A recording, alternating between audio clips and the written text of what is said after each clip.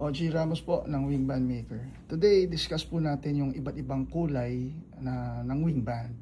So, mapapansin nyo rito sa mga photos ay merong brass. Yan po, yung parang gold. Ang brass ay tansong dilaw. Kilala sa tawag na, sa Tagalog na tansong dilaw.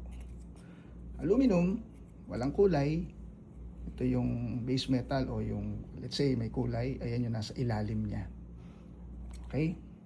Ito, mga beige, yellow, red, blue, apple green, black, orange.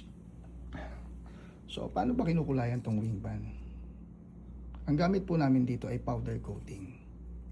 Ito yung proseso ng pagkukulay na ini-sprayan ng powder, tapos dumidikit, nalulusaw. Iniinit, nasa oven.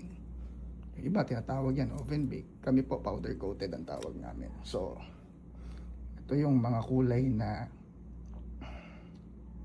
sabi nga madalas orderin o maraming umu-order sa amin, kaya ito yung ginawa ko ng video. So alam nyo, maraming paraan para magamit mo yung iba't ibang kulay na to. For example, ikaw nagbi-breed ng lahat ng season. May early bird ka, may national, may late born ka. Yung early bird mo, yung mga pinisa ng October to December, pwede pong gamitan ng apple green. Yung national mo, January to March, pwedeng black. Yung late born mo, March to May, orange. Yung puro mo o yung mga pang-materialis mong gagamitin sa susunod, pwede mong gawing brass. So, yung color coding makakatulong para sa akin sa sistematikong pamamaraan kung paano kayo magre-record sa libro nyo. And at the same time, masusulatan natin ang farm name. Tulad nito, blue lang linagay namin to label na color blue to.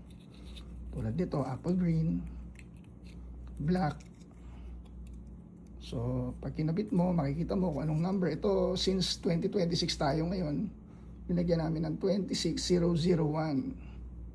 Isa rin yung series number o numbering na yan na mag-identify kung anong year pinisayang manok. Alam nyo, pagka gumulang ang manok, tumatlo, umapat na lugon.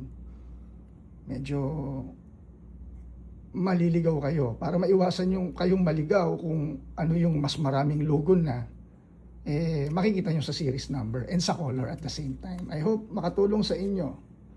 Thank you, and this is OG Ramos of Wingband Maker. Thank you very much.